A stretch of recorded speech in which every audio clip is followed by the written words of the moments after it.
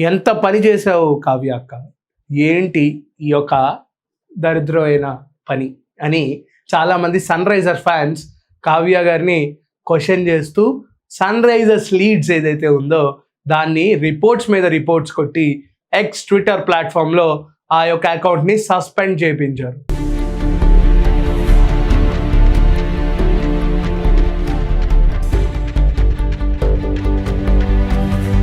దీని గురించి ఇప్పుడు తెలుసుకుందాం. Welcome to #you. This is Karthik. So ఈరోజు మనం మాట్లాడబోయే టాపిక్ వచ్చేసి మన కావ్య మారన్ ఎవరైతే ఉన్నారో సన్ రైజర్స్ హైదరాబాద్ ఇది వరకు డెక్కన్ చార్జర్స్గా పిలిచే మన ఏకైక ఫ్రాంచైజ్ ఐపీఎల్ టీం ఏదైతే ఉందో ఫస్ట్ విన్నింగ్ డెక్కన్ చార్జర్స్ 2008లో ఫస్ట్ విన్ అయింది డెక్కన్ చార్జర్స్ అనమాట.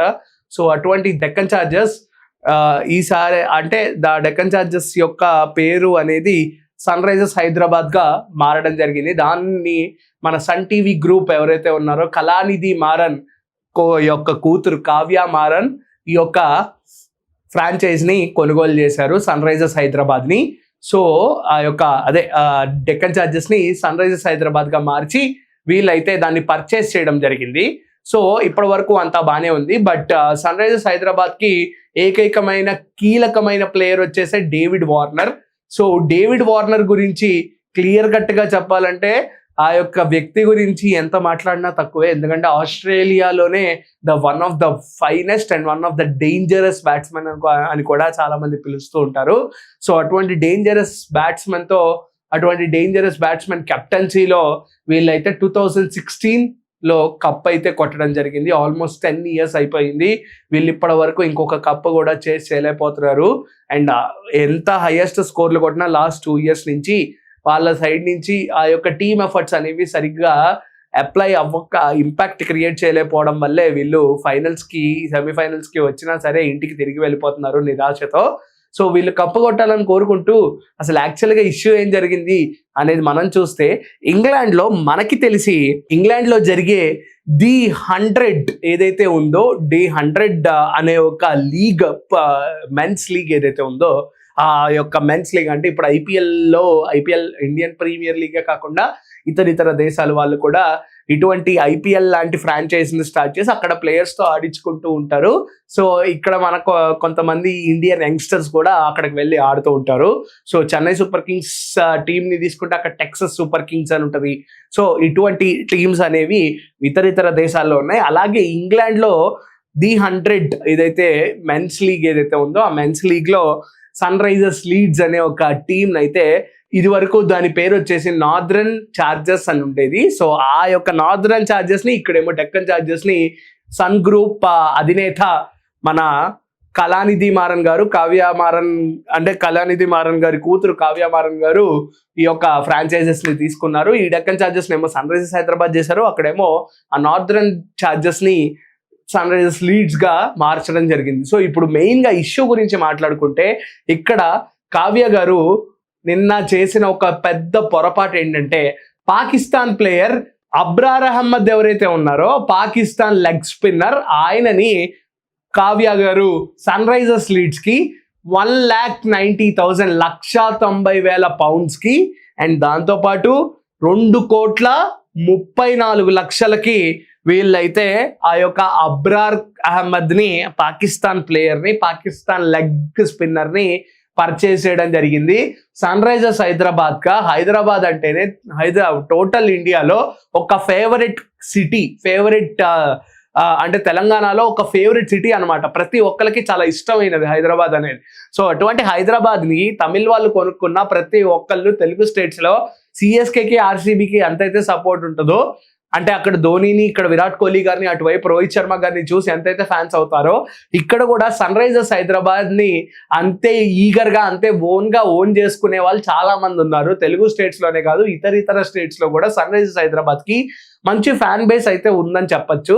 సో ఇటువంటి మంచి ఫ్యాన్ బేస్ ఉన్న ఈ సన్ రైజర్స్ హైదరాబాద్ ఏదైతే ఉందో ఆ సన్ రైజర్స్ హైదరాబాద్ని వీళ్ళు కొన్నా సరే చాలా మంది ఇంకా హ్యాపీగా ఓకే కావ్య గారు కొన్నారు, వీ హ్యావ్ టు సపోర్ట్ అనే ఒక పాయింట్ ఆఫ్ టైంలో ఉన్నప్పుడు ఇప్పుడు 2026 స్టార్ట్ అవుతుంది.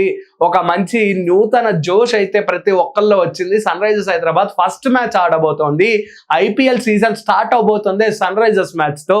అటువైపు RCB the defending champions of 2025, ఇటేమో సన్ రైజర్స్ హైదరాబాద్కి ఫస్ట్ మ్యాచ్ ఆడే ఛాన్స్ అయితే IPL Indian Premier League management అయితే కల్పించింది. బట్ అంతా బాగానే ఉంది. ఇంకా ఫ్యూచర్ జోష్లో మేము ఉంటే కావ్య గారు ఇటువంటి పొరపాటు ఎలా చేశారు? ఎందుకంటే 2009 నుంచే ఐపీఎల్లో మనకి చూసుకుంటే కంప్లీట్గా పాకిస్తాన్ ప్లేయర్స్ మేము ఈ దేశంలో ఆడమని సవాల్ చేస్తూ చాలా వెటకారంగా చాలా గట్టిగా అధికారికంగా వాళ్ళైతే ప్రకటించడం జరిగింది. మేము మీ ఇండియా ప్రీమియర్ లీగ్లో మేము ఆడాల్సిన అవసరం మాకు లేదని 2009లో వాళ్ళు క్లియర్ కట్గా చెప్పారు.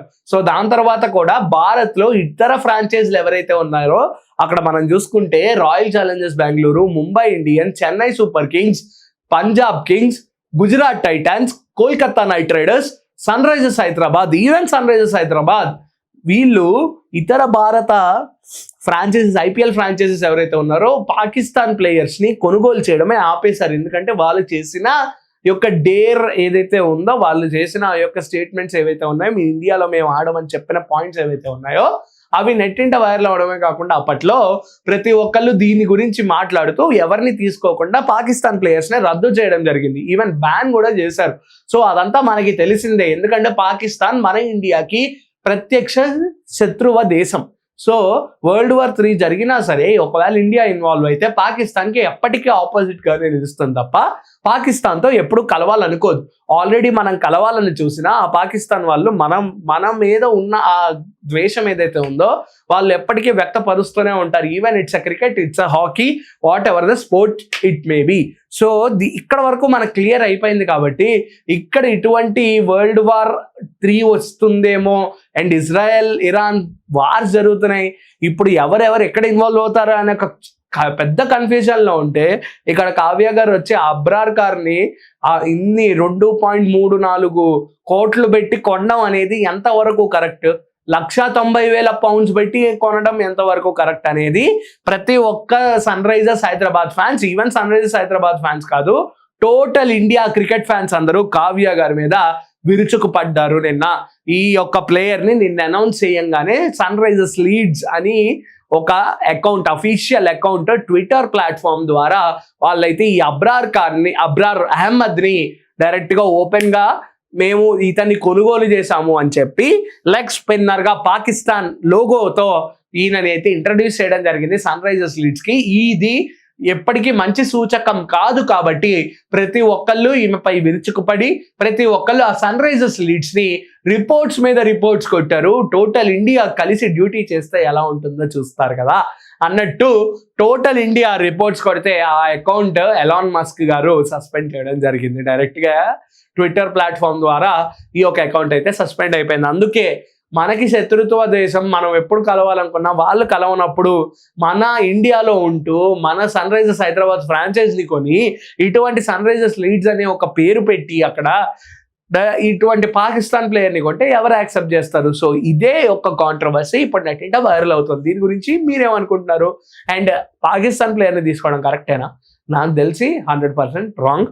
ఇది నా ఒపీనియన్ మాత్రమే. మీ యొక్క జడ్జ్మెంట్ ఏంటో కూడా మాకైతే తెలియజేయండి. Until then keep watching #you. This is Karthik signing off.